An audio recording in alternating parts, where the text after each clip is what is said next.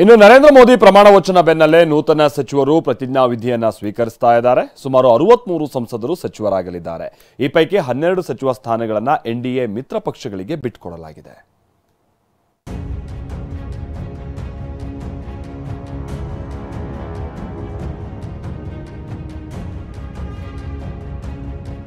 ಇಂದು 63 ನೂತನ ಸಚಿವರಿಂದ ಪ್ರಮಾಣ ವಚನ ಸ್ವೀಕಾರ. ಸ್ಮೃತಿ ಇರಾನಿ, ಅನುರಾಗ್ ಠಾಕೂರ್ಗೆ ಸಚಿವ ಸ್ಥಾನ ಮಿಸ್. ನರೇಂದ್ರ ಮೋದಿ 3ನೇ ಬಾರಿಗೆ ಪ್ರಧಾನಿಯಾಗಿ ಪ್ರಮಾಣ ವಚನ ಸ್ವೀಕಾರಕ್ಕೆ ಕ್ಷಣಗಣನೆ ಶುರುವಾಗಿದೆ. ಮೋದಿ ಪ್ರಮಾಣ ವಚನ ಸ್ವೀಕರಿಸಿದ ಬೆನ್ನಲ್ಲೇ ಇಂದು 63 ನೂತನ ಸಚಿವರು ಪ್ರತಿಜ್ಞಾವಿಧಿ ಸ್ವೀಕರಿಸಲಿದ್ದಾರೆ. ಆದರೆ ಕಳೆದ ಬಾರಿ ಕೇಂದ್ರ ಸಚಿವೆಯಾಗಿದ್ದ ಅಮೇಠಿಯಲ್ಲಿ ಪರಾಭವಗೊಂಡ ಸ್ಮೃತಿ ಇರಾನಿಗೆ ಸಚಿವ ಸ್ಥಾನ ಸಿಗುತ್ತೆ ಎನ್ನಲಾಗಿತ್ತು.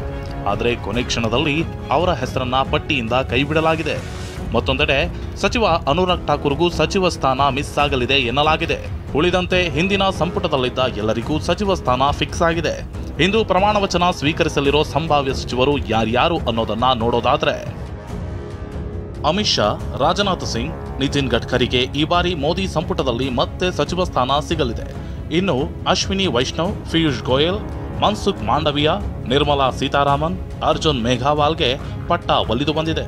ಮಧ್ಯಪ್ರದೇಶದ ಮಾಜಿ ಸಿಎಂ ಶಿವರಾಜ್ ಸಿಂಗ್ ಚೌಹಾಣ್, ಹಾಲಿ ಸಚಿವರಾದ ಸರ್ಬಾನಂದ ಸೋನೆವಾಲ್, ಕಿರಣ್ ರಿಜಿಜು, ಜಿತೇಂದ್ರ ಸಿಂಗ್ ನಿತ್ಯಾನಂದ ರಾಯ್, ಬಂಡಿ ಸಂಜಯ್, ಗಿರಿರಾಜ್ ಸಿಂಗ್ ಮೋದಿ ಕ್ಯಾಬಿನೆಟ್ನಲ್ಲಿ ಸ್ಥಾನ ಸಿಗಲಿದೆ.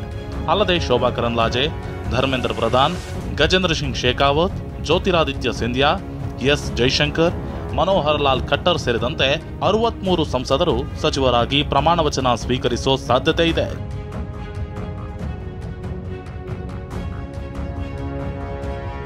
ಮಿತ್ರ ಪಕ್ಷಗಳಿಗೆ 12 ಸ್ಥಾನ ಮೀಸಲು, ಹೊಸಬರಿಗೆ ಚಾನ್ಸ್. ಇನ್ನು ಈ ಬಾರಿ ಎನ್ಡಿಎ ಒಕ್ಕೂಟ ಸರ್ಕಾರ ರಚನೆಯಲ್ಲಿ ಮುಖ್ಯ ಪಾತ್ರ ವಹಿಸಿರೋ ಮಿತ್ರ ಪಕ್ಷಗಳಿಗೆ 12 ಸ್ಥಾನಗಳನ್ನು ಮೀಸಲಿಡಲಾಗಿದೆ. ಮೈತ್ರಿ ಪಕ್ಷಗಳ ಪೈಕಿ ಚಂದ್ರಬಾಬು ನಾಯ್ಡು ನೇತೃತ್ವದ ಟಿಡಿಪಿಗೆ 2 ಹಾಗೂ ನಿತೀಶ್ ಕುಮಾರ್ ನೇತೃತ್ವದ ಜೆಡಿಯುಗೆ ತಲಾ 2 ಸಚಿವ ಸ್ಥಾನ ಸಿಗಲಿದೆ. ಇನ್ನುಳಿದಂತೆ ಜೆಡಿಎಸ್, ಏಕನಾಥ ಶಿಂದೆ ಬಣದ ಶಿವಸೇನೆ, ಜಿತಿನ್ ರಾಮ್ ಮಾಂಜಿ ನೇತೃತ್ವದ ಎಚ್ಎಎಂ, ಆರ್ಪಿಐ, ಆಪ್ನಾದಳ್, ಎಜೆಎಸ್ಯುಗೆ ತಲಾ 1 ಸಚಿವ ಸ್ಥಾನ ಸಿಗಲಿದೆ.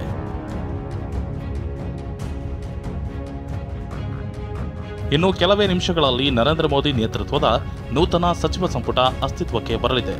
ಬಿಜೆಪಿ ಸಂಸದರ ಜೊತೆಗೆ ಮಿತ್ರ ಪಕ್ಷಗಳ ಸಂಸದರು ಪ್ರಮಾಣ ವಚನ ಸ್ವೀಕರಿಸಲಿದ್ದಾರೆ. Bureau report, ಟಿವಿ9.